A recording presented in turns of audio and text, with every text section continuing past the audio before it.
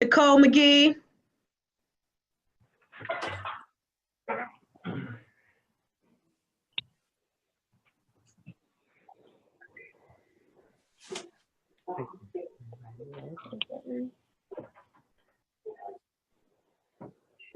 Oh, yeah, much better.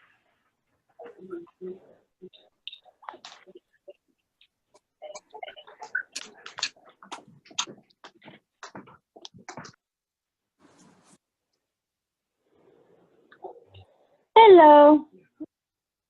Hi.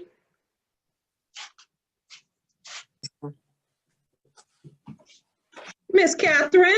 Hey, Constance Carter. Nobody works harder. Nobody works What you harder. doing? That's right. I'm trying. How you doing, Mama? I am wonderful. How are you? Happy belated birthday. I hope Thank you. Birthday. Thank you. I appreciate it. I'm 43. Oh, I'm right behind you. The big 4-3. Oh my God. Fabulous. I'm feeling it too. So I'm gonna go ahead and get started. And I know people are gonna be logging on. Hi, Miss Barbara and Jaren. How you doing, Miss Barbara? So I wanted to have a discussion on the 7 steps to build a 7-figure business. Now, and like I mentioned today on my live, if you looked at the live, you know, I'm qualified to teach you how to create a 7-figure business because I have one. Now, creating a 7-figure business does not necessarily mean you have a 7-figure net worth, right? You can have a 7-figure business and your net worth could still be $2. So I want to be very clear. I'm going to talk about the steps to build a 7-figure business. And when we talk about, when we get together, somebody's logged on to my, to my thing. Who's logged on as Constance Carter? But when we talk about building a 6-figure or a 7-figure net worth, that's something a little bit differently. That's what I'm going to be teaching you in the Broke Code and Growth, Abundance, and Overflow is how to build a 7-figure net worth. We're talking about simply building a 7-figure business. I've been made 6 figures and I've had a negative $200,000 net worth. So I understand it's bad. It can get real bad. So I understand what it is to make a lot of money and then have more month than money. And that's what I don't want you to do. So my goal is to help you to avoid the pitfalls. You know, get the money, keep the money, grow the money, and not blow the money. Ooh, can I do that again? Get the money, keep the money, grow the money, and don't blow the money. Write that down. Rapping is in my next career. Get your money, keep your money, grow your money, don't blow your money. And so how do we do that? How do you get the money to keep the money and then you grow the money so that you don't blow the money? There's different steps in order to do that. But just let me back up really quick and let me give you a little bit of background information about me in case you don't know my story. I'm Constance Carter and I am the broker and CEO of Catalyst Real Estate Professionals. And we've been around since 2010. I'm also a best-selling author, international best-selling author, and I'm muting people as I go. And investor, I flip properties. I'm an investor in a marijuana dispensary, my husband and I. And you know, we just tried to create wealth for our family so that we can leave a legacy for our children because that's important. But also what's important about the wealth is that we're able to help other people. And one of the things that you're going to know about if you want to ever work with me or if you ever follow me or we ever work together in any capacity is that the give back is as equally or more important than the receiving. So whatever you learn, it's important that you also give to other people. It's also important that you reach back to give back. Super important. I don't want to be the only one over on this side. I want my cousins to come along. I want my friends to come along because it's enough out there for everybody to have a piece of it. Understand that. You ain't got to be the token. I can have it. You can have it. She can have it. We can all have it. We can all get it. And so the goal is to really help everybody to be able to obtain and to be able to get to that pinnacle. I've come from a place where I've been bankrupt. I filed bankruptcy. in 2009, 10 years ago, 2008. I filed bankruptcy in 2008.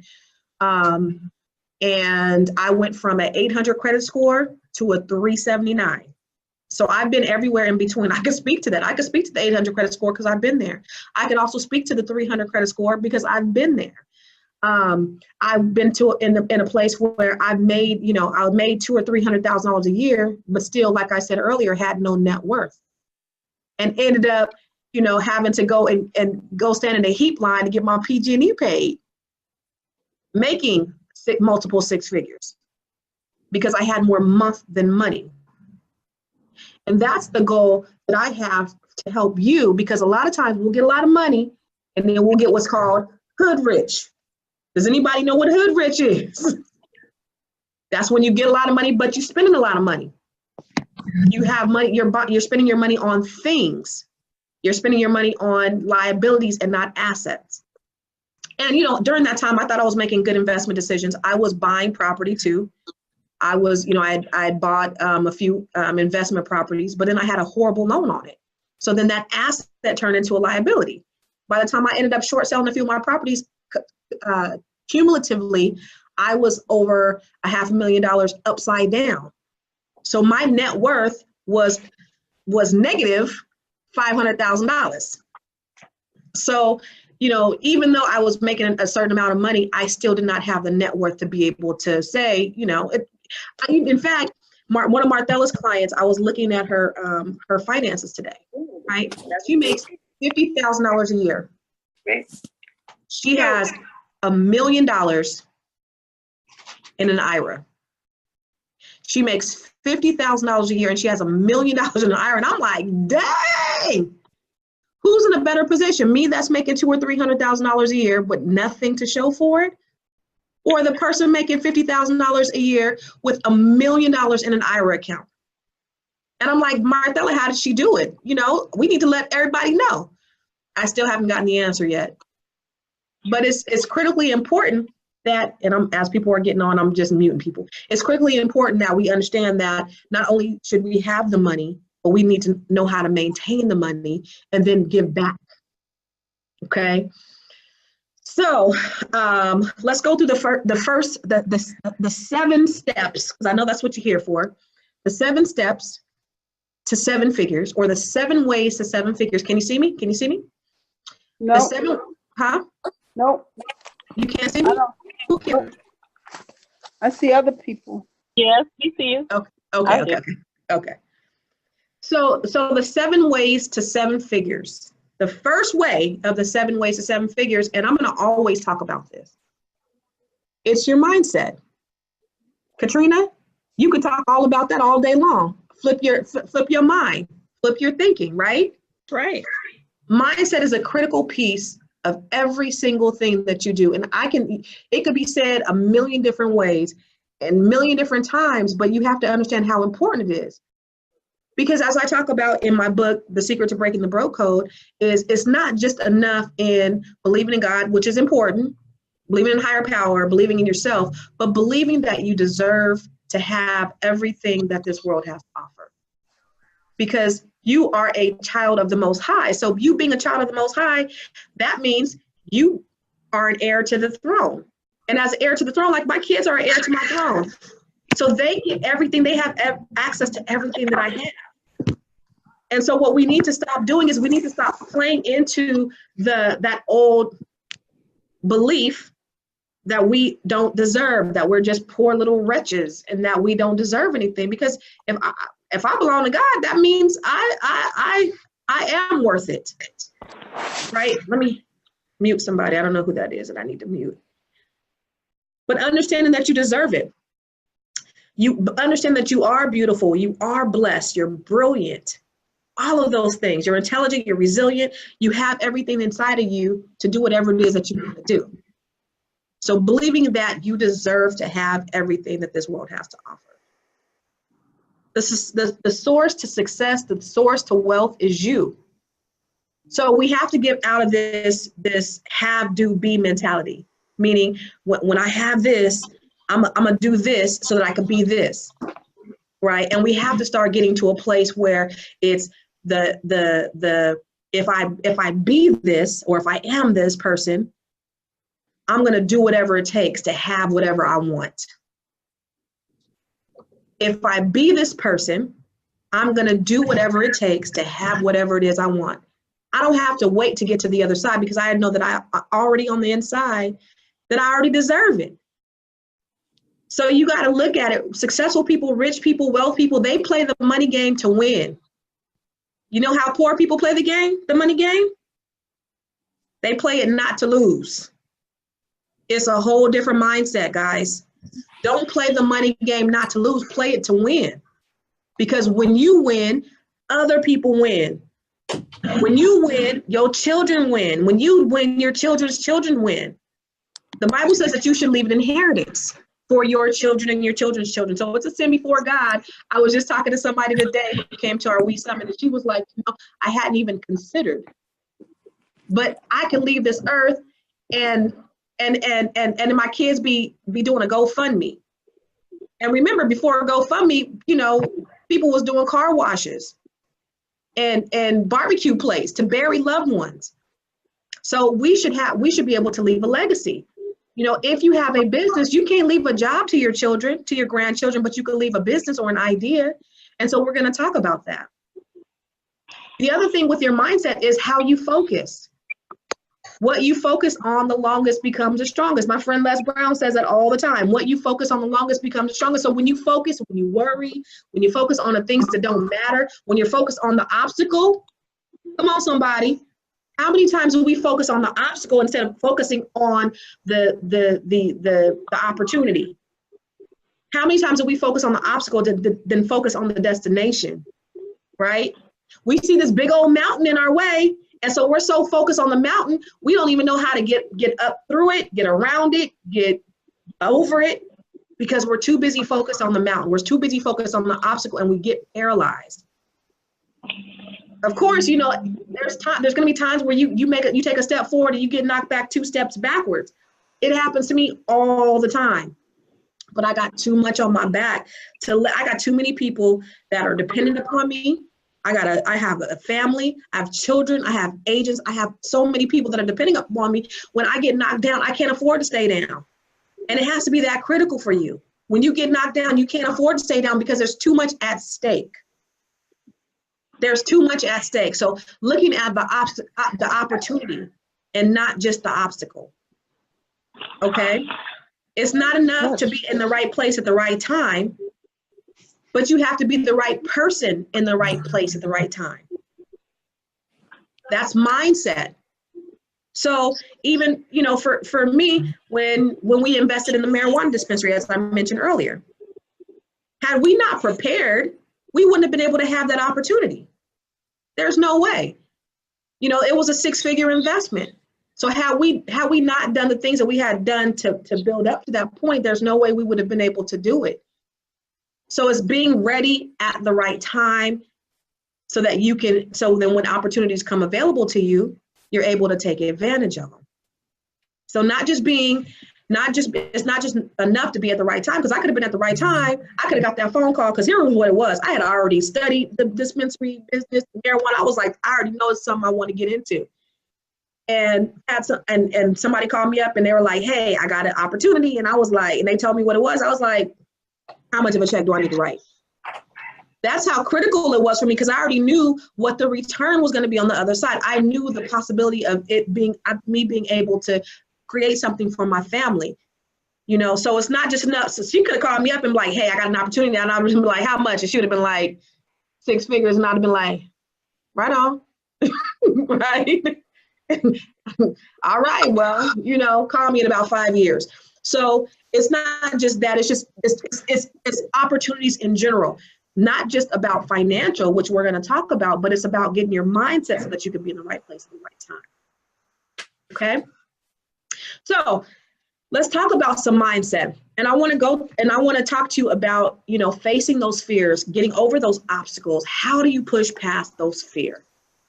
How do you push past those fears so that you can be in the right place at the right time, so that when opportunities come available, that you can push past it? So I'm gonna give you just a couple of acronyms, and I'm gonna go through my fear acronyms real quick. The first step in facing your fears is you have to be willing to fail. And I want you to write this down. Hopefully you have a pen and paper, because I'm gonna have some assignments as we go through this. I'm gonna give you some things to do. Failure is imminent in your journey to success. Failure is imminent in your journey to success. It's so funny because oftentimes when, like as parents, I was just talking to somebody at the office yesterday or a day before yesterday, and she was saying, you know, it really scares her because her daughter is so opposite from her. And when she wants to take off and do stuff and spread her wings, she always wants to clip her wings because she's afraid that her daughter will fail. And so she puts her fear on her child because she just doesn't want her child to be hurt. How many of us do that? We allow fear to paralyze us because we don't want to be hurt. We don't want to fall. We don't want our people to fall. I don't want my kids. I want to make sure that they're covered and they're insulated, but they have to fail. The only way they're going to get strong is if they fail. The only way that they're going to get to the next level is if they fail. I failed. I filed bankruptcy. I was homeless. I was in the heat line. You know what I mean? Making a lot of money. You have to be willing to go through that. You have to be willing to fail. Uh-oh. Okay? E is you have to be willing to go through embarrassment. If you ain't willing to get embarrassed for it, you don't want it bad enough. If you ain't willing to risk it all, to put it all on the table, and maybe somebody might talk about you. Maybe somebody might say, oh, I'm a serial entrepreneur. So maybe somebody may talk about you. Look at Elon Musk. Do you guys know who Elon Musk is? He's the guy who started Tesla. But where was he before he started Tesla? Does anybody know what else he started? PayPal. Anybody heard that little thing called PayPal? This was started by Elon Musk. This man is a serial entrepreneur. And he started his life having idea after idea after idea. And people laughed at him. People criticized him. What are you doing now? What's he up to now? And if he wasn't willing to go to that embarrassment, this dude wouldn't be a cajillionaire, right?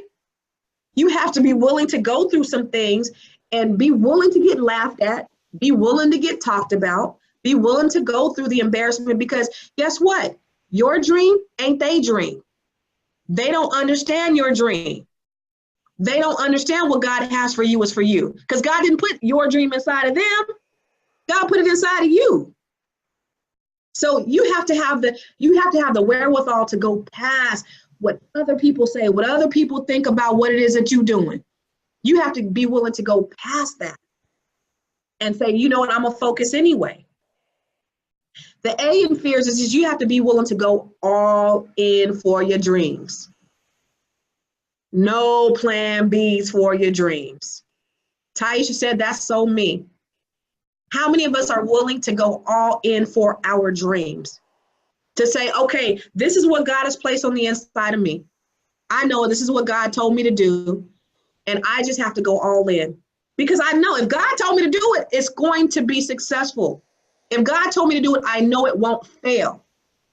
But I have to be willing to bet on me, because I'm my biggest commodity. I'm my biggest investment.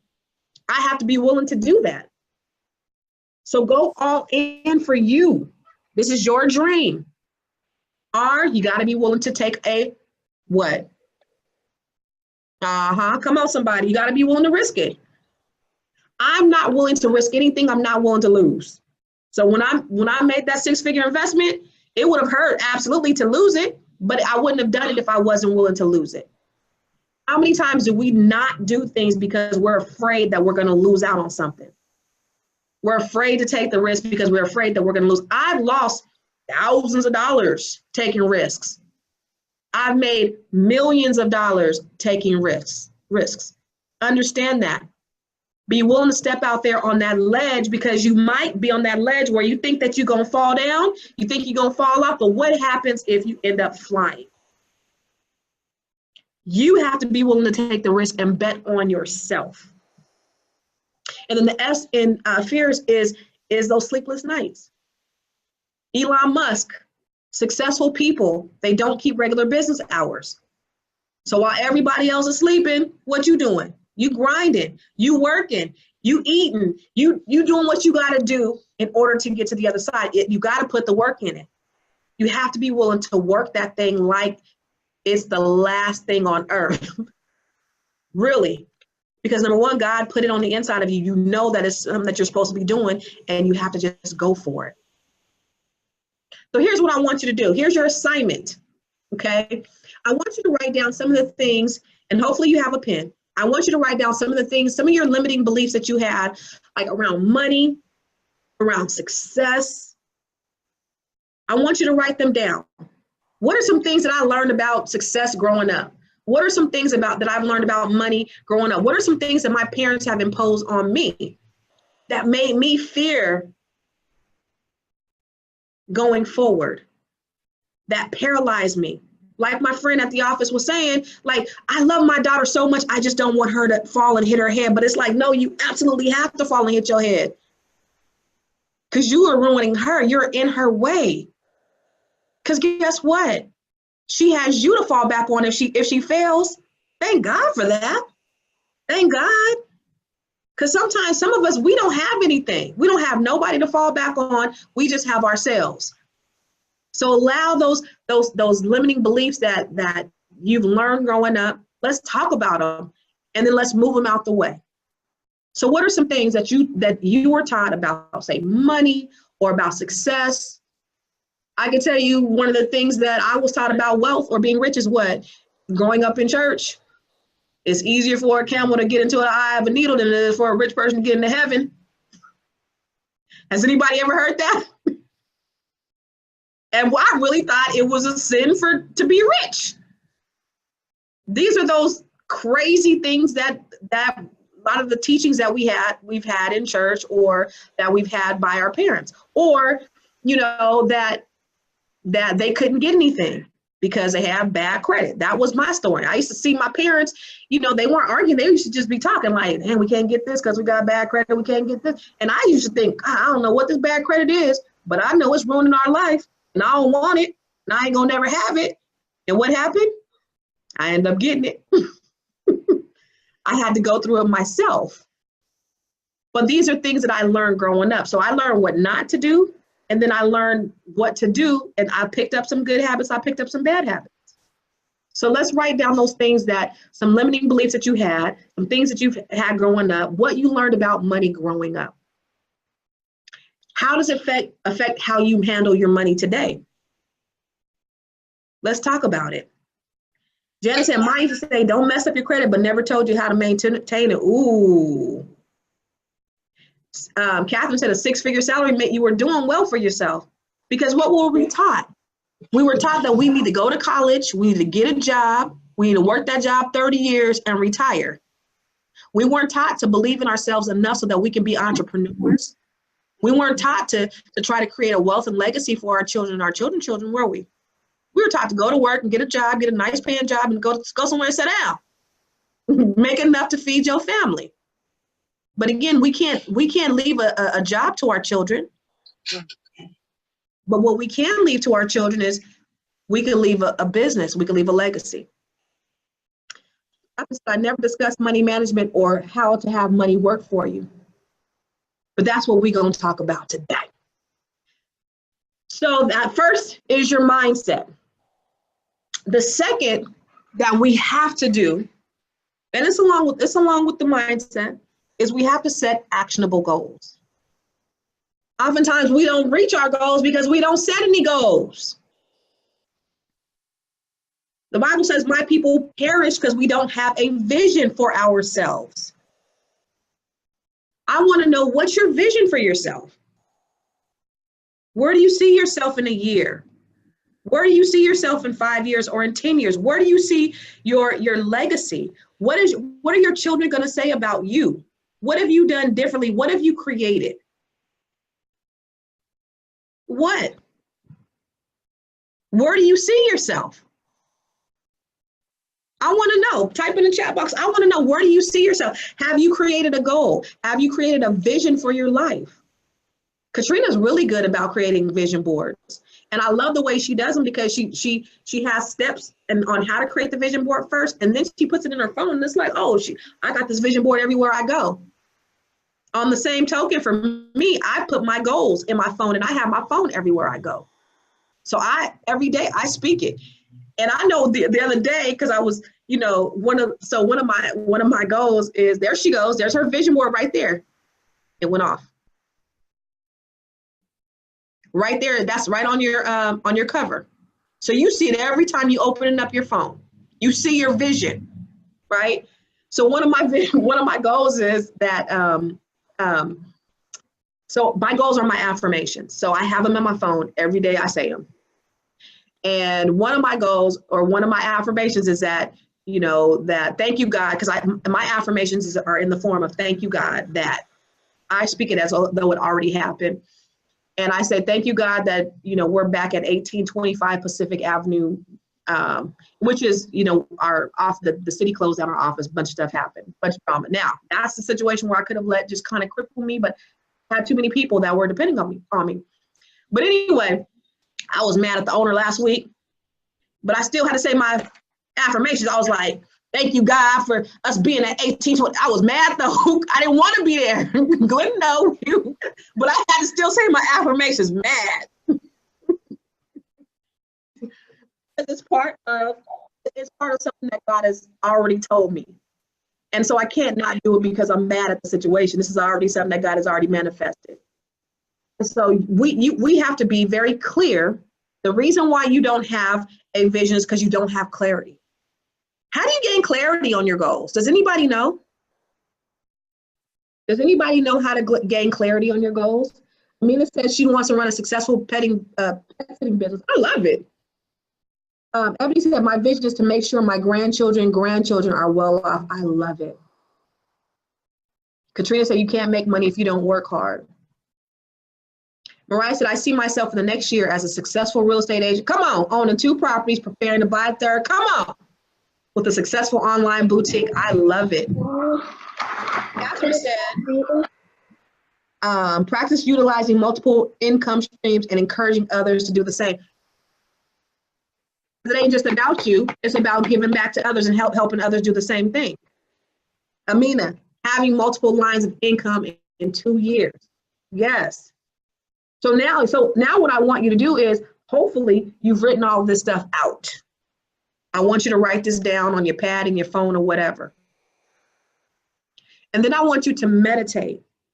Do we have anybody in here that meditates? If I can't see you, just put me, not me. I don't meditate. I don't know how to do it. Got ADD, can't do it, can't concentrate, whatever it is. Does anybody meditate? Because I'm telling you, when you meditate, that's where you get a lot of clarity.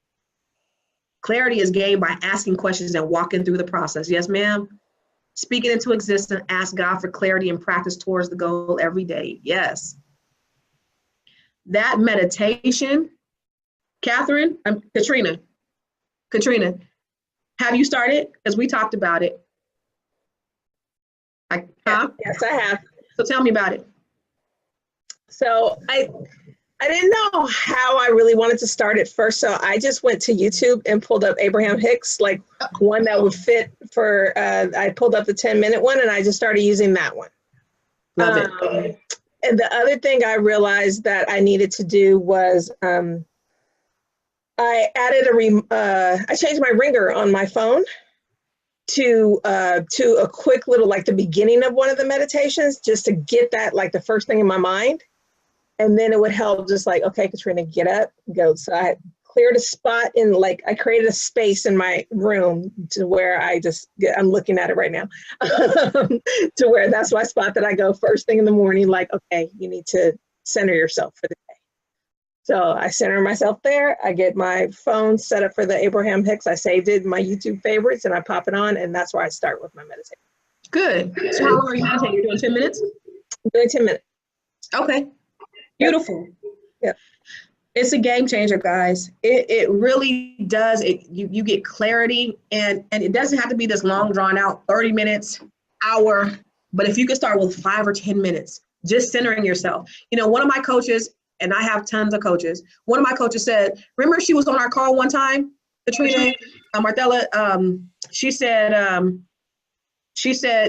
just have quiet time. She said, just do 3 minutes of quiet time and see how much of a difference that makes for you. Was Like, that Annie? Yep. Yep. Yes. Yep.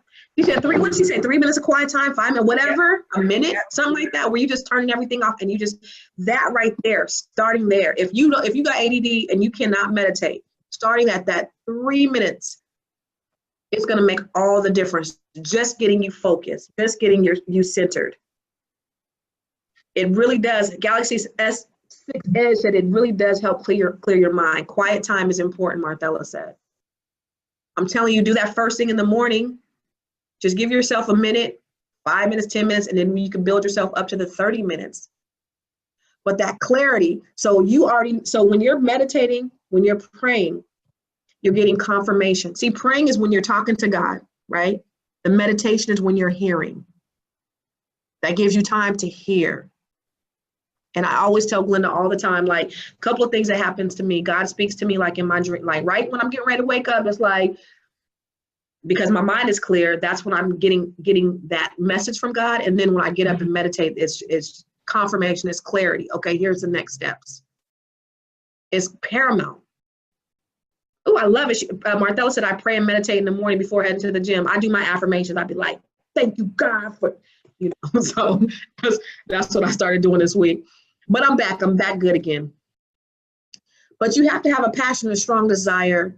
And that meditation is going to be essential for, you setting those actionable goals.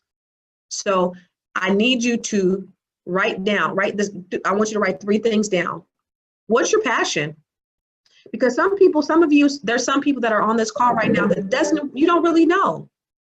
You're just kind of, you want to do something different, but you're not quite sure what it is. Maybe some little things dropped into your spirit. You don't really know where your strengths are. You don't really know what you want to do. You have some talent doing certain things, but you don't know how to monetize it. Start there. Start writing down some things. What are your unique skill set? What's your value proposition? Some of the things that you can do. You don't have to reinvent the wheel, right? Because I'm in real estate, and when I got into real estate, there's 500,000 real estate agents out there. But what sets me apart? What makes me different than the other 500,000 people out there? I don't have to recreate the wheel, but I do it, and I do it with doing me, and that's the uniqueness that I bring to the table. Because I'm not transactional, I'm transformational. I'm not just trying to sell a bunch of people houses. I'm trying to help you create a legacy. That's what sets me apart. I've always wanted, whatever capacity that I was in, even when I was in IT, it was like, okay, I can really deal with being in IT because I'm helping somebody do something. I've always just had a passion to help people.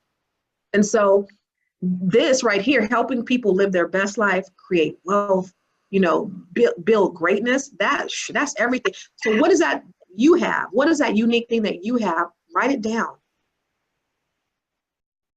Look at the people that are doing what you do. So Amina, you said you wanted to start a pet sitting business. Who's doing that? Who's doing that in your area? Who's doing that not in your area? And what are some of the things that they're doing great? How are they doing great with it? What are some things that you could take from it? And then what are the unique things that you can do that you can bring to the table with it? Okay, so I want you guys to write that down. That should write down, okay? Yes. My passion is to help change the mindset of our people to accomplish their goals by keeping communication open going. I want to know who this Galaxy S6 Edge is. Write your name. Mariah said, Katrina, I need you. After said, I'm passionate about helping other women love every aspect of who they are and stand boldly in their individuality. And that's why, Ms. Catherine James, you are a sensational woman. And you are building sensational women. I love it. Mariah said, I'm one of those people. I'm still learning my passions, but my unique skill set is public speaking, motivational speaking. All right, right on. Katrina said, my passion is helping people realize the only thing stopping them from reaching their goals is their mindset. I'm a mind flipper. Come on, somebody. So my program is coming next is I'm passionate about helping people heal from past hurts and past mistakes. That's huge. How many people have had past hurts and past mistakes? How many people have made mistakes and have been hurt? There is such a need for that. Asha said, I'm passionate about educating our children. I love it. I love it. Galaxy 6 said, I'm an event planner. I still don't know who Galaxy 6 is. Speak now. Tell us who you are so we can know who you are. Taisha said, me. I think I was asking a question. So I want to know, guys, thank you for putting that in the chat box. Now I want you to write this down because this is part of your assignment. What is your unique skill set? What is your unique skill set that can create a valuable proposition? Now, you don't have to reinvent the wheel. Who's doing what you do? And then in Growth, Abundance, and Overflow, my coaching program, I'll show you the actionable steps on how to get there. All right, number 3, Caitlin, I'm gonna mute you, mama. Number 3, in 7 steps, 7 ways, create 7 figures. Your debt. Now we get into the nitty gritty. How are you spending money? How are you spending your money? Take a very close look at how you spend your money. Are you being fiscally responsible? How you spend your money now is how you're going to spend your money when you make more money. Money miracles can only happen once you just demonstrate that you can handle your finances properly. I'm going to say that again. This is what T. Harv Eker said. He said, money miracles only occur once you demonstrate that you can handle your finances properly. And if you've ever read the book Millionaire Mindset, I read a lot of books. T. Harv Eker, I love his books. He says I've read his book maybe 4 or 5 times, maybe 6 times. I try to read it every few months because it gets me motivated, it gets my juices going. But it's how to have a millionaire mindset. First you got to have the mindset, and then everything else can follow. But let's talk about your debt. Having money available, not spending every dime, will allow you to do things like invest when something comes up, i.e. marijuana dispensary, right? But you also need to be very clear in how you spend your money. How are you managing your debt? Manage your money, don't let your money manage you. I've helped people increase their net worth 233%. I've increased my net worth 1,000%. Because why? Didn't I say my net worth was negative 500,000, negative $500,000 at one point? So just getting to 0, that's 100% right there, right? But we have to be very clear on how we spend our money. And Americans in general have a very poor way of how we spend our money. We're in credit card debt. We're paying our minimums on our credit cards. We're paying all this money in interest. We're paying late fees. All of this money that you're paying on all of these frivolous things, they could be used to invest. So how are you spending your money? How are you managing your debt? My money management mindset program, I show you not only I show you where all your money's going. I show you how to negotiate your bills.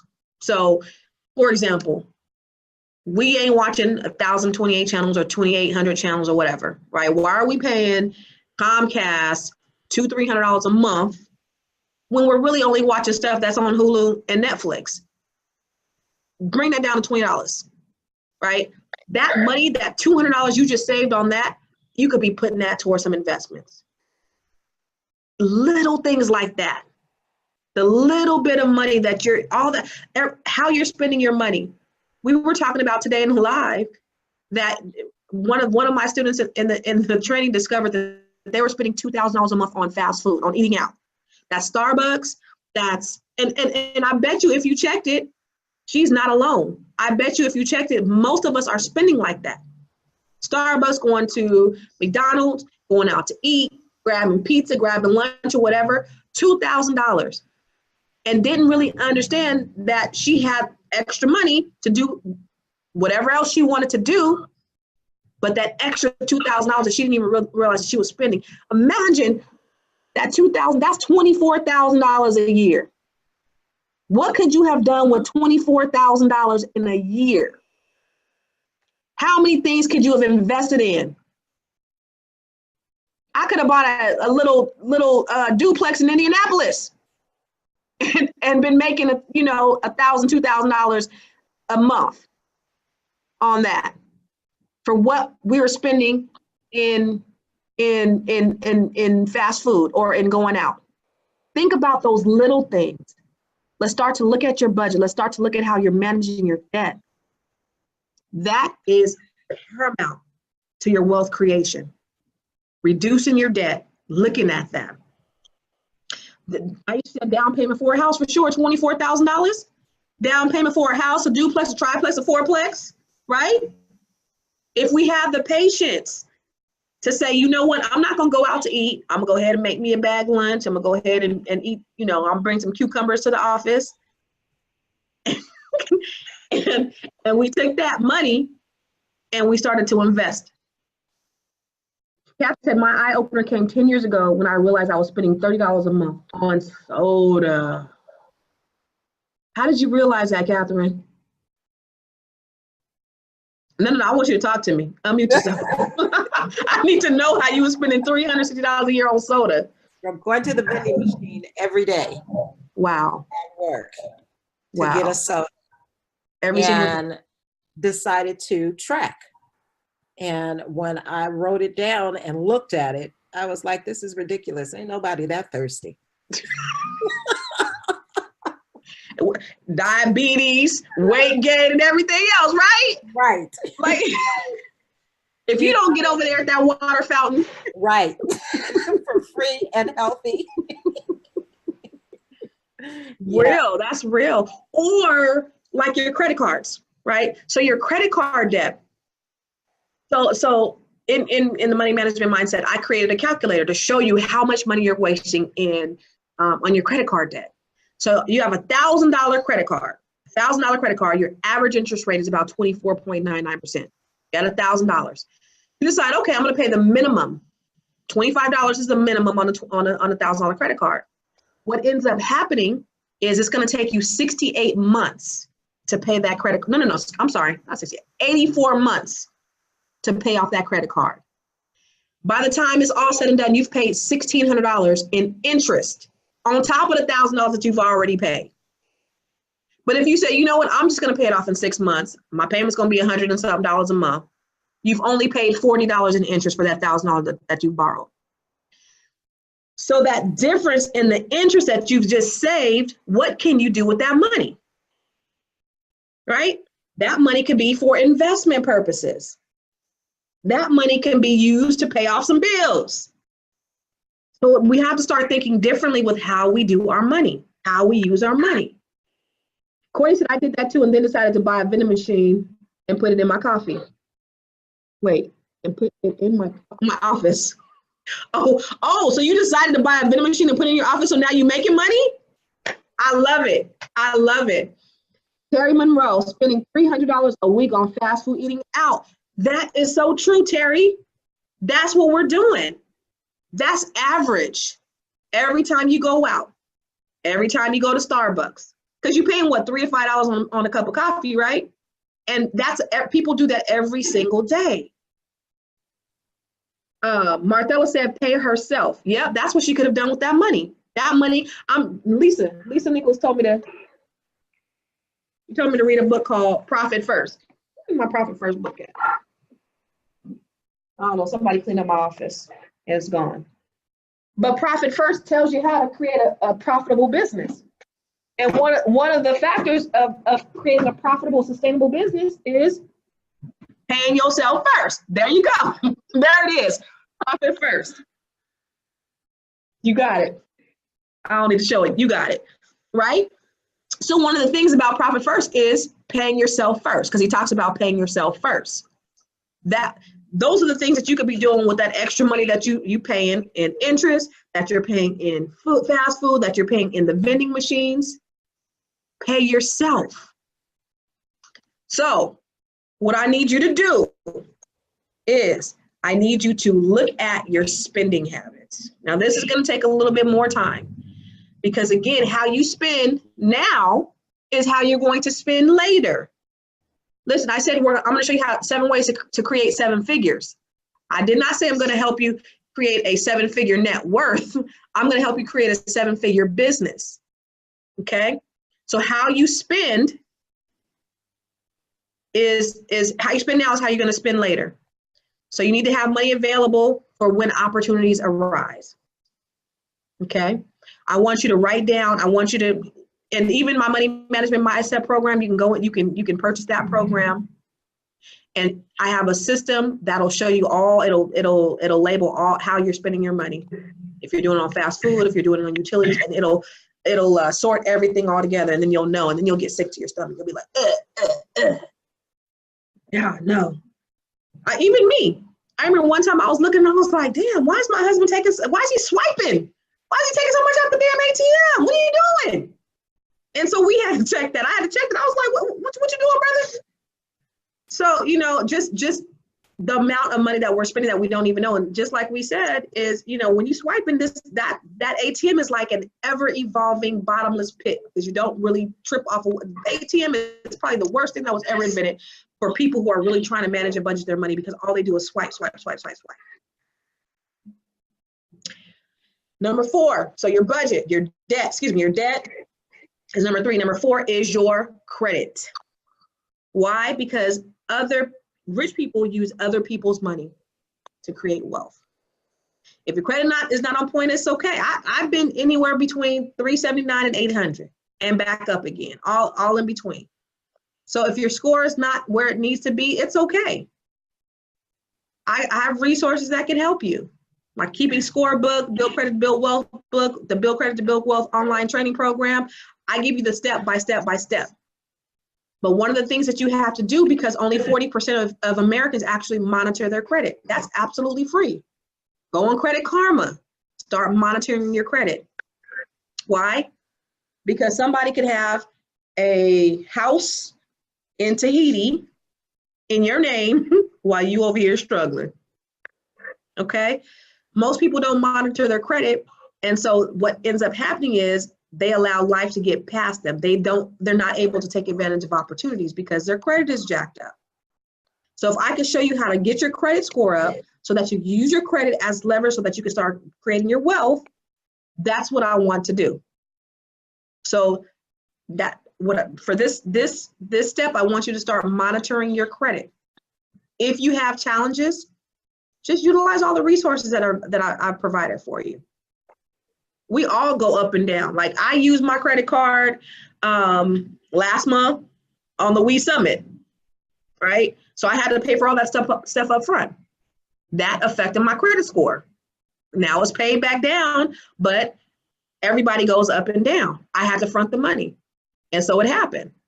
So don't be afraid if something happens to your credit, as long as, try to keep paying them on time, try to keep your revolving balances low. But sometimes life happens, and if you just happen to look at your credit during a time where your balances are high, you might get scared, you might get sick to your stomach, but you can utilize that so that you can start making investments. And let's talk about that. The Top said, think multi-units. Oh yeah, Martella said, just monitor your credit on Credit Karma. Do not look at the credit score because that is a FICO score, not a FICO score. And then congratulations to Courtney for having your score go up 37 points this week. The other thing, number 5, is diversifying your portfolio. And let me tell you why. Let me tell you why this is so important. So there's a huge wealth gap in this country. Okay, so African Americans' wealth on average is between $1,600 and $2,000. Our white counterparts, their average net worth is $120,000. Why do you think that is?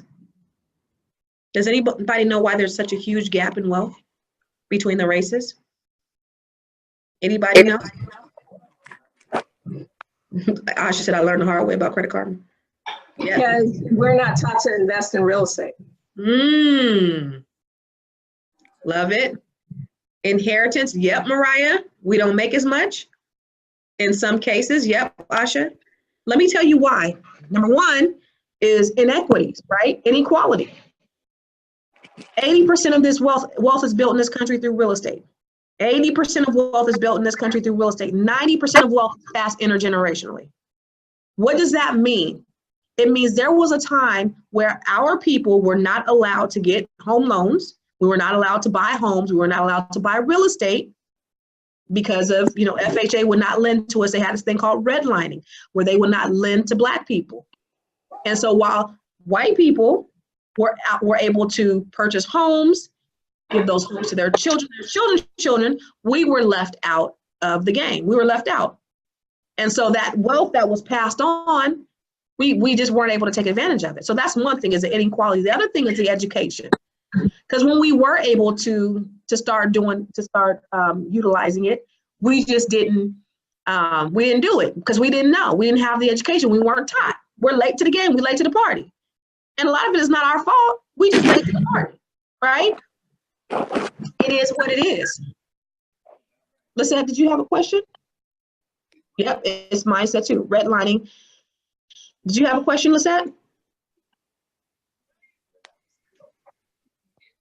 Okay, I'm gonna lower your hand. So yeah, you're absolutely right. Redlining, not having the education, right? But the other thing is when we started investing into real estate, which is good, that's our only investment. Because guess what? Our mamas and daddies told us, don't be getting in the stock market. Don't play, that's gambling. Don't do it, you're gonna lose your money. And so then our investments become one-dimensional. We have to look to diversify our portfolio. Come on. Oh, and Catherine said, and one house is good enough. You don't need to be doing all that. You don't need to be going out and doing all that, right? We were taught to just keep, just do the minimum. Hey, you happy? You good? Kids good? Everybody's taken care of.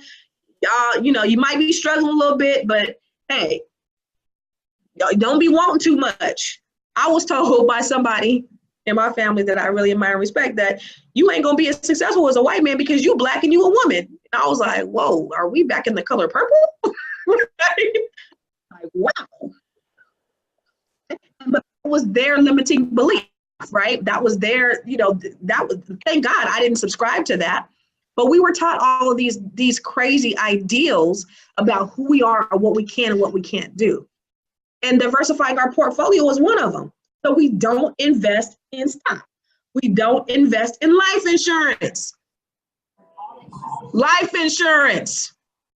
Life insurance is a tool that you can use to create wealth. Did you know that? Stocks is a tool that you can use to create wealth. Our white counterparts are utilizing these tools, and guess what? We're not. So when somebody dies, we over here doing chicken dinners and GoFundMes. And now we done left this mountain of debt on our children when we're supposed to be leaving an inheritance. When you got to the pearly gates, God cursed you out because he said that's not what you were supposed to be doing, right? So we got to start looking at investing. We are the biggest consumers, African Americans. I'm talking to us now. We got $1.3 trillion in spending power, and we do not invest. We have $1.3 trillion in spending power, and we do not invest. That's a daggone shame. Why don't we invest? Let's give me some reasons why we don't invest. We don't know how, right? We don't know how to invest. We don't know what to do. We don't know where to start. My kids, I invested in a stock investment program a few years ago for my kids. My son was 12 at the time. So I gave them, I said, listen, you guys take this program, you guys take this training, and I'm gonna give you $1,000 a piece to invest in stock. And the only person who did it was my oldest son, Warren. He took that $1,000 and he flipped it and made $8,000 in a year. $1,000 I invested. Now you can do the same thing. You don't have to invest $1,000. You can invest $50. You can invest $25. But the information is out there. Listen, Google is your best friend. You can get every single piece of information on Google to invest, to create a business, to do whatever. It's all on Google. And what my son did is he started researching after he just took this little class and thought of what's liquidity, what's equity, what long term, and how to start investing. He created a Ameritrade account and he started investing. And he just started looking on the internet. What are some things that I should invest in? So he invested in some pharmaceuticals. I told him, son, if you're gonna wear some Jordans, you need to have some Nike stock. If you're gonna if you're gonna have a PlayStation, you need to have some Sony stock. So we did all of those things too. And as that stuff began to multiply, he invested in some, like I said, some pharmaceuticals and, little cheap stuff. But it was just all his research. So we have to start getting to be a little bit more savvy. I don't care if it's $25, $100, $200, we have to put some money aside so we can start investing in other things. Now, let me just tell you, stock, it's a risk. You may win or you may gain, you may lose, but it's long-term. So if you put money in and next week it goes down low, don't be alarmed. This is something that's a long-term investment. So what I want you to do, so a couple of things that I want you to do with your portfolio investment is I want you to download a couple of apps. I want you to download Robinhood. Actually, let me give you my Robinhood link because I think they give me a couple of free stock. And let me just tell you, I pulled my son's money out and then I started investing in Robinhood. And so I gave all my kids, I said, here's the username and password you guys want. I think I put $1,500 or $1,000 in there. And my kids, so then, my oldest daughter, because, before when I had told them to invest in the stock, oldest daughter was like, turn up time, I ain't got time, Snapchat, Instagram, whatever, right? That's what she was worried about. Now that I put this money in Robinhood, I see she on here trading stocks because now they got the username and password for the Robinhood account. So I put, okay, look at how much money that they made off of this $1,000 investment. Can you see this? Right? I put 1,000, let me see what I put in here.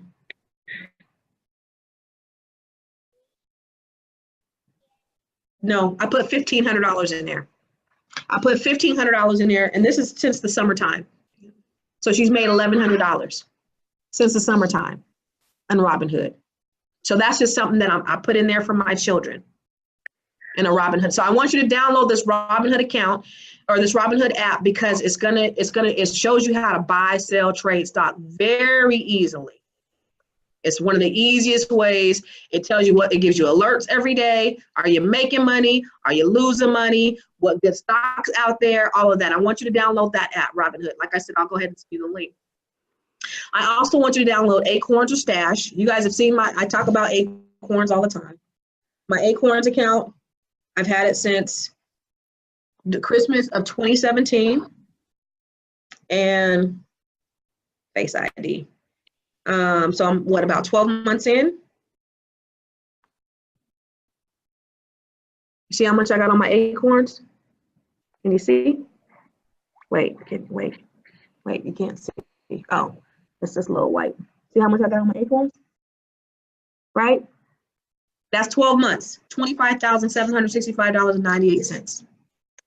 I want you to download Acorns because if you don't know how to save, this is going to help you start saving for you. And it's also going to start investing in micro investments for you. This is your starting point to investing, to building your investment portfolio. Again, stock is a long-term investment. So don't think you're going to make a bunch of money overnight unless you do it right. You start doing your research. And how do you do your research? I want you to download these apps. Okay. I want you to download Seeking Alpha. It's a great app for trades. It gives you insight on the different stocks to buy. I want you to download Yahoo Finance. That's a great app, and it gives you, again, a lot of good information on stocks and values. And then I want you to download Thinkorswim, which is a simulator. So it shows you, it gives you funny money, and it allows you to make trades, and it'll show you how much money you will gain or lose by making these trades. Did you say Seeking Alpha? Yeah, Seeking Alpha. Okay. Okay. So I want you to start investing in stock, and I want you to invest in a universal life insurance policy. Does anybody know what that is? Is it Tanya Walton's on the call? Tanya Walton. Does everybody know what a universal life insurance policy is? Tanya, can you just tell them really quick what kind of interest that they can receive and kind of just Thank you, Catherine. Hello, can you hear me? Yep.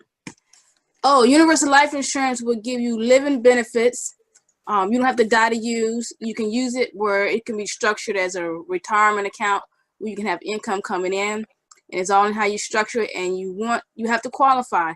So you would like to get it when you're healthy and you're young because it costs more as you age.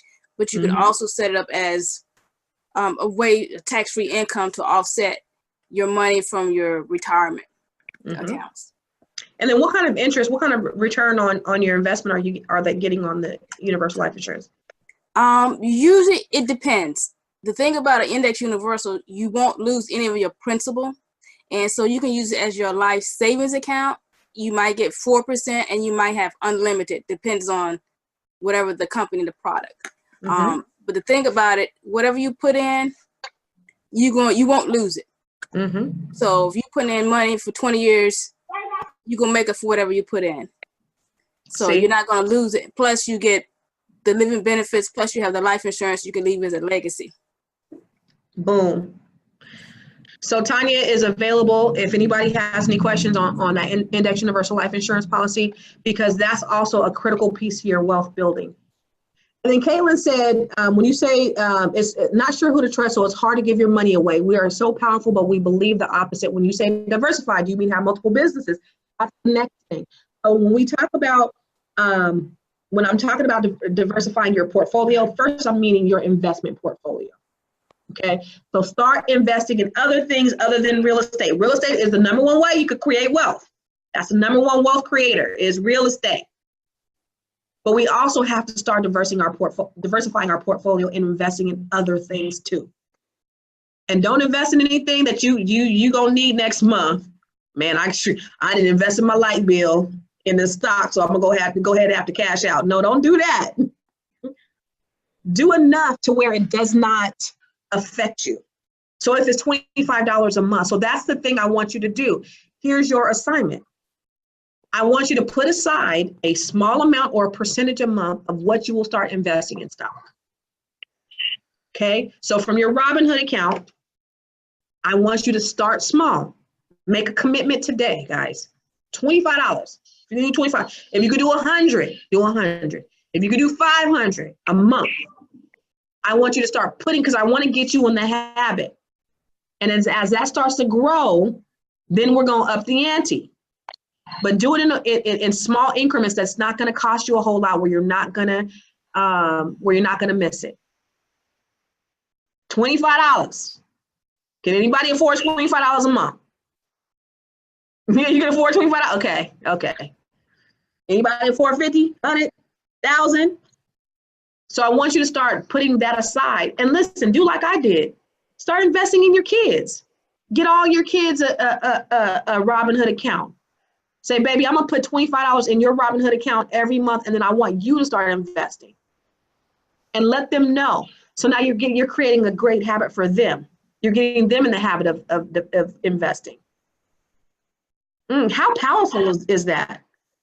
That you can get your children starting in the habit as their children to start investing with a little bit of money. How powerful is that, guys? Is that pretty powerful?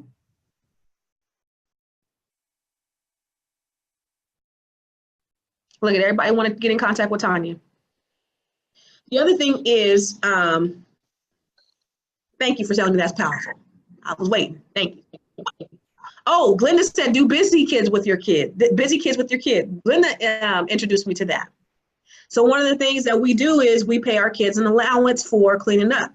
So there's an app called Busy Kids. So my son was just telling me, we did that for a little bit. I don't think it lasted so long. But anyway, Busy Kids is an app where the kids clean up, and then they say, okay, I clean, my room, and then you have a predetermined amount that you're going to pay them for whatever they clean. Trash is $5 or $2 or 50 cents or whatever. They clean their bathtub, it's this amount. And so what it does is it gives them a little ATM card, and every time they clean up something, they tell you what it was, you go check it, and you go, yep, boom, it's attached to your bank account and their bank account. And then money goes into their account. But it teaches them responsibility, and also helps them to make a little bit of money. And then from that Busy Kids, you say, now you need to start investing in stock. So you got Jordans, I want you to invest in Nike. You got a PlayStation, I want you to invest in Sony. You got an Xbox, I want you to invest in Microsoft. You know, you got, you know, my kids, they don't like Curry's no more. They used to like Curry's. They invested in Under Armour. So make sure that they're buying things that they wear, because then it becomes fun. Now they're owners of the company, right? Because stock is them having ownership in the company. I don't care if it's 1/100th or 1/1,000,000th ownership of the company. They can now say, I own a piece of Nike. I don't just own Nikes. I own a piece of Nike. I own the company. That's powerful. That's a powerful mindset for your kids to have as well. Not just owning, you know, not just spending money on liabilities, but having assets. Because we, especially Black folks, we have to get out of just the spending. We don't spend with one another, collective economics. Let's talk about it. We don't do it. And so I know, you know, sometimes when I'll speak at different places and I'll say, you know, how many times have you heard people or you've said, I don't do business with Black people? I know everybody's heard that. And if you say you haven't, you will lie. I don't do business with Black people. And so what ends up happening is you've discriminated against yourself, because what happens when you're in a position where you're providing some goods or services and now people are discriminating against you based upon experiences they've had with somebody else? Why do I got to take the brunt of the world because you had a bad experience with another Black real estate agent? I get that all the time. We have to carry the weight of everybody on our shoulders, and we will not spin with one another. I can work with a Hispanic family, and a Hispanic family will say, you know what, I want to live on the east side because that's where all the Hispanics are. That's where all my people are. That's cool. Even if it's in the hood, they don't even care because they want to be by their people. I can have an Indian family. They'll be like, I want to live over here because this is where all my people live. But I'll take Black people to see a house and they see another Black people on the street and they be like, I'm not moving over here. Really? You got, not that the house is tore up, not that anything else. I don't want to live on the street with another Black person. We got to cut that mindset out. We got to cut the fact that we want to be the onlyest ones on the street. We got to get out of that. Because while we are, like George Fraser said, white people are planning for 3 generations and we're planning for Saturday night. We have to do better. Jewish people are spending with Jewish people. They're 30 days. Their money stays in their community 30 days. Asian community, their money stays in their community 21 days. Hispanics, 17 days. Black people, $1.3 trillion spending power. How long does our money stay in our community? 6 hours. We should be ashamed of ourselves. And so if you've ever said, I don't do business with Black people, or you don't spend with Black people, and I'm not saying to only spend with anybody, I'm not saying to practice segregation, I'm not saying to practice separatism, but I'm saying don't discriminate against people because of your bad experience that you've had with somebody of the same race, because we don't do it to anybody else. How are we able to create a sustainable community or a sustainable business if we don't want to do business with each other? It's crazy. So if you've ever said that, slap yourself. But I ain't really said that I shouldn't slap myself. Really, we must do better. So the other thing is creating multiple revenue streams. How do we do that? Now I told you when you're ready to go all in for your dreams, go all in and focus on that desire that God has placed on the inside of you. I'm not telling you to go out and have multiple businesses, but I'm telling you to have multiple revenue stream sources. How do you do that? It's the stocks. Have that working for you. It's other opportunities. You can make extra money by there's apps called Being a Friend. You can friend somebody. You can do surveys on your extra time. There's all kind of ways where you can just be bringing money in. But the biggest way is through real estate. Let's talk about multi-unit investment properties. Let's talk about how to bring multiple. So I just told you 80% of wealth is created through real estate. You can purchase a home for as low as 3.5% down. You don't have to live in the house. You can create 3.5% down, you should live in a house for at least 6 months. But it doesn't have to be your dream home. If you've ever read the book Rich Dad Poor Dad, what can you do? Does anybody know what Robert Kiyosaki did? He used OPM, right? Other people's money to create wealth. So he bought his first property. He used the leverage as equity to buy his second property. He used his leverage, his equity as leverage to buy the third property. Now this man is a multi-gajillionaire. Real estate is the #1 factor in the way you can create a 7-figure business. If you're getting in at the right time. A lot of people are afraid. They run in because everybody said, oh, you know, it's not a good time to buy. Everybody want to buy when everybody else is buying, when the prices go up. And they're missing out on opportunities. Look for those opportunities. We talked about it today in our Step into Ownership Summit. There's commercial opportunities that you can get into where you can buy some commercial space. You can get some grants to fix up the commercial space. Now you could have a living unit on the bottom or the top, and you can have a store on the bottom. You can get up to 4 units. You're a veteran. I got a client that bought a 4-unit apartment building with no money. This guy bought this because he's a veteran. So he didn't have to put no money in except for the $1,000 earnest money deposit and his $400 appraisal. He's cash flowing every month $2,000. So his mortgage payment is $2,000. But his income, because he's getting $1,000 from each unit, is $4,000. He had to come in with no money. Can anybody use an extra $2,000 a month? Right? He hold on to that for 5 years, and it might be worth double. So now he's made $300,000 or $400,000 because he's not waiting on the sidelines. But even still, in the 4 months that he's already had it, he's already up $20,000 in equity. So what's going to happen next year? It just keeps growing and growing and growing. So many times we are paralyzed with fear because we're sitting on the sidelines because we're listening to everybody because they say the market's going to crash. And so then we don't do anything and we end up missing out on opportunities, on wealth creation opportunities. But even if the market does crash, say it crashes, because the market is cyclical, right? It goes up and down. Make sure it's something that you can afford in the event that it does crash. So if it does crash, you can still afford it. But everybody wants a fire sale. Everybody wants a deal. And we see, like, one of the things that I regret is when the market did crash, because I was spending all my money because I was hood rich. I was buying cars and this and that and the other. I had to let all my property, I had short sold properties, I had foreclosed on properties. And so I didn't have the money to buy stuff when all these people were coming to me because I was one of the top REO agents in the area. All these white, Hispanic, Asian, Indian people were coming to me and buying my properties for $100,000 paying cash. And all of our people, Black people, were letting them all go. We didn't have anything. So they were buying at the right time and our people were selling them or were foreclosing on them. And now those $100,000 properties that they were buying are now worth $600,000. And all they did is they purchased them, they rented them out, and now they sitting on a gold mine.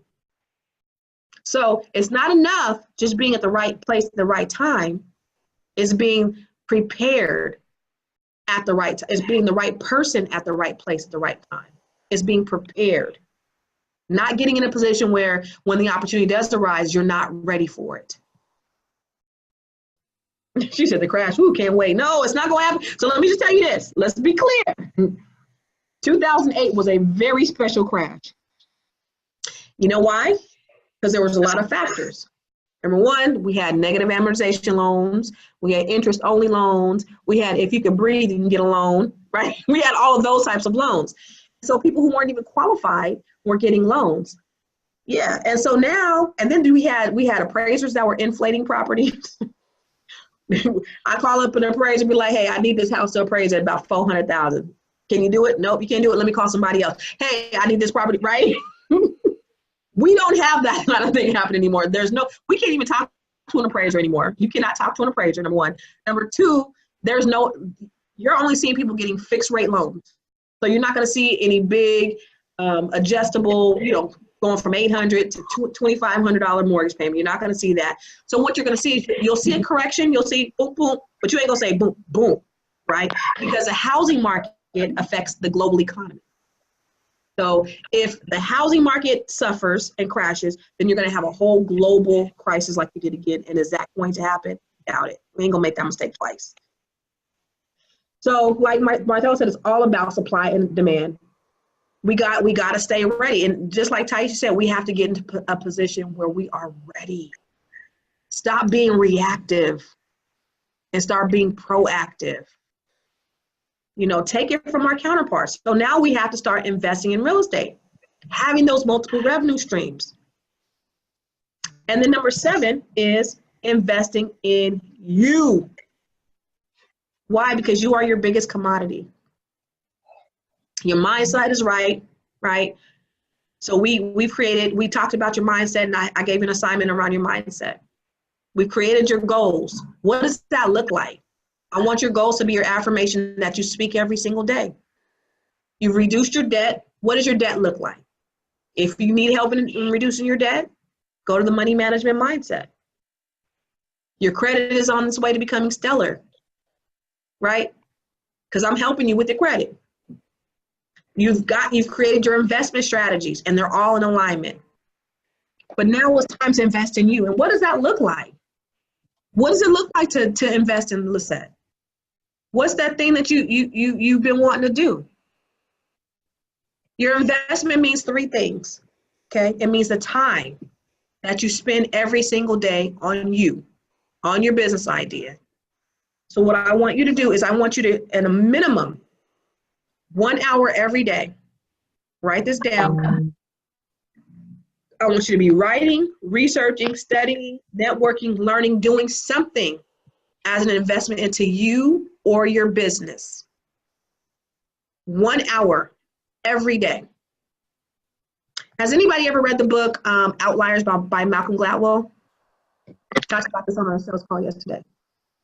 The book Outliers by Malcolm Gladwell, he talks about 10,000 hours. It takes 10,000 hours to create perfection, to perfect something. 10,000 hours. So Bill Gates, he talked about Bill Gates, how he was coding for 10,000 hours. He talked about how the Beatles, how they practiced 10,000 hours, right? The book is great. So in order to be successful, you have to be an outlier. We spend, on average, Americans spend an hour and a half every single day on social media. On average. Most of us do more. Every single day of the week, 7 days a week, on average, we spend an hour and a half. That hour and a half, you know, in a year, it turns to about 10,000 hours. Imagine the masterpieces you could have created in that 10,000 hours that you were on social media. Imagine what you could have done. Imagine the business you could have created by not scrolling. So think about, I want you to spend time on yourself, on your business, because you, again, are your biggest commodity. 2, I want you to make a monetary investment in you. So I told you to make a monetary investment in stock. I told you to get your debt right. Let's reduce some things. But I want you to make a monetary investment in you. And what does that look like? When I first started in the real estate business, I knew that becoming a realtor, it was basically me creating my own business, right? So I had the same spreadsheet that I've had since 2003. January, I had to put money in, even if it was $50, $100, $25, whatever it was, I had money going out, but no money coming in. February, money coming out, no money coming in. January, money coming out, no money going. March, April, May, money coming out, no money going in. At some point, you're going to get tired of this. But guess what happened in July? From July to December, I made $70,000 that first year in real estate. But I invested up front, even when I didn't have any. Because when I started, I got laid off my job. My husband got laid off his job. And it was just do or die. And so it was just, we got to go all in. So I had to invest something in my business every month. So I need you to be willing to invest in yourself because you are your biggest commodity. Decide how much money you're going to invest in you. What does that look like? Is it $100? Thank you, Catherine. Yes, yes, yes. All those books. Thank you. She's listening. Are you going to invest $100 a month in you? Are you going to invest $25 a month in you? I need you to decide today how much you're going to invest in you. What does that look like? And if you're still not clear and you need clarity on what it is that you're going to be investing, that's fine. I want you still to outline how much money you're going to be investing in you. And then when you go to pray and meditate, you're going to be praying and meditating about getting clarity on that thing that you should be doing, but you're already taking action. You've already taken initiative because you know that you have to. You got to want it as much as you want to live or breathe. So decide today how much you can spend on you. And then your talent. Your gift will make room for you. That's a scripture. What is it, that talent? What is that thing that you have that sets you apart? What is that strength that you have that nobody else has? What's going to be that unique value proposition that you're going to bring to the table? Think about that. I told you to write it down. That's going to be your assignment. But I want you to think about your time that you spend every day. Is it going to be 30 minutes? It's going to be an hour. It's going to be 2 hours every day. One of the things that we're doing in our office is we're doing a time management training, because time management is oh so important. So time management is me managing the time that I spend with my husband. I got to go on a date. I need to put that in my calendar. If I'm going to be making phone calls at a certain time, I need to put that in my calendar. Katrina says she goes as far as brushing her teeth in her calendar. It's that critical. We have to be that deliberate about how we're managing our time, just for now. And then do it for 21 days. Why? Why are we doing it for 21 days? Why are we doing it for 21 days? Yes, because we're creating a habit. So 7 habits of highly effective people. We have to create a habit of blocking out our time. Okay. So your time that you're going to spend on you, your money that you're going to spend on you, and then your unique talent. What is it that you bring to the, what is it that you bring to the table? So I've come to a place in my career where I've achieved a good amount of success. And I believe that bringing others along the way is absolute paramount to my success. I believe in helping the community. I believe in you as much as I believe in me. I don't believe that I'm the smartest person. I've just been able to take advantage of opportunities because of some challenges that I've had. I didn't make all the best decisions, but because of the bad decisions I made, I've been able to learn from them. And now I'm able to show other people how to do the same thing. And it's not just I'm helping like people achieve wealth, because that's important. You know, helping people with real estate, that's important. So I like sitting on the front row to see other people's success. It's not just that I'm helping 85% of my agents create 6-figure income. That's not enough. It's not enough that I'm creating my own wealth, because again, I don't want to be on this side by myself. I want to bring others along with me. I want to help you, people just like you, achieve the same success. And I realize that most people don't reach their goals because of 2 reasons, 1 or 3 reasons. 1, they don't know how, right? They're not motivated. And 3, they're not willing to invest in themselves. 1, they don't know how. I can help you with that. I can only motivate you so much, but you have to be willing to invest in yourself. If you're content with life like it is, if you like it, I love it. But if you want more, I want to help you. So I'll give you the tools, the homework, the motivation, but you have to take action. So beyond this, one of the things that we're doing tomorrow, we are starting our Growth, Abundance, and our Overflow coaching training program and our masterclass. And it's a forever program, but it's here. I'm here to help you really get clear. What are the next actionable steps in your life? Right now, we're already figuring out what our strengths are. It's great. It's great. So I got everybody doing their strengths assessments, and it's awesome because now people are seeing, oh my God, here's where I'm strong at. And so I'm helping them to understand, how do I really operate in my strengths? That's the first thing that we got to do, is know who we are, know what our strengths are, so that we can know how we can effectively operate ourselves. Everybody has a coach. Every successful person has a coach. Bill Gates has a coach, Nia Long, Leonardo DiCaprio, Oprah. And so if you want to go to the next level, you also need a coach. And so I'm willing to help you. I'm excited about our new coaching program that's going to happen on Thursday. And so if you want to join us, I'm sorry, no, yep, you're right, Katrina. It's not tomorrow. You're right. I'm sorry. We got our other training tomorrow. growthandabundance.com. And you can sign up there. And the most important thing is showing you how to grow, but not growing alone. Because there's an African proverb that says, if you want to go fast, go alone. But if you want to go far, go together. And so I'm helping my people. I'm helping you to be able to grow together. And so it takes a village. And so that's what we're doing. We're creating a village of success to help each other, you know, to achieve, but also to be able to give back to others, because that's important. So I invite you to join our program. It starts on Thursday, and I'm excited about it. But I also said in the beginning that this is a dialogue, not a monologue. And so I just kind of want to get an idea. Thank you, Catherine. So I talked about some books. I talked about Outlier, Profit First, Rich Dad, Poor Dad, Millionaire Mindset. As you can see, we're both readers.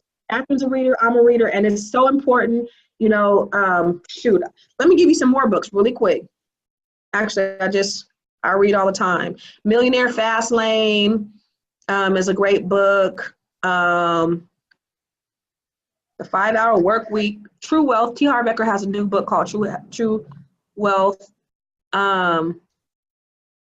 Lisa Nichols, Abundance Now. Eric Thomas, The Secret to Success. That was pretty good.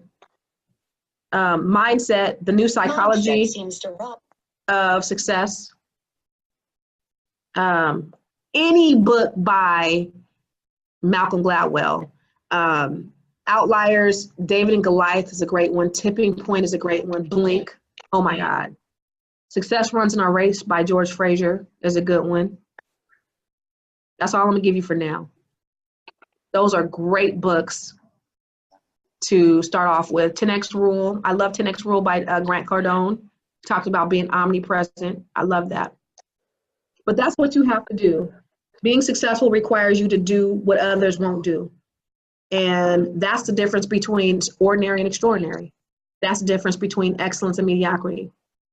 And so you got to be willing to do what other people aren't willing to do. And that's the question. Are you willing to do what other people won't do? So I appreciate you guys joining me. Does anybody have any questions, any feedback? Anybody learn anything today? I would love to hear back from you. Anything that you found valuable in what we talked about today. I'm going to unmute you, please. Catherine, yay!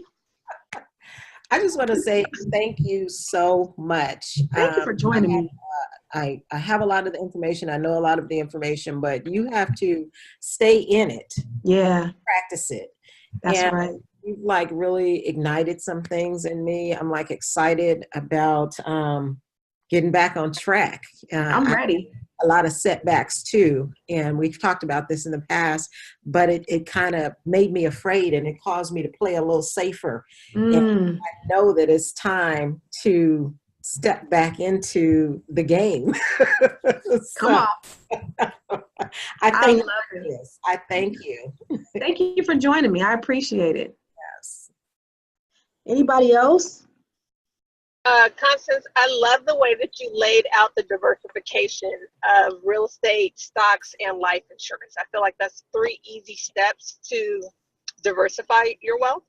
Beautiful. So, and you also gave me the idea for another program, but we'll talk about that later. You know, I looked at your strengths today and I was like, interesting. I gotta, yeah, I know how to work with you. Exactly. I love it. Yep. I was like, wow, Katrina. It's on. Does anyone else?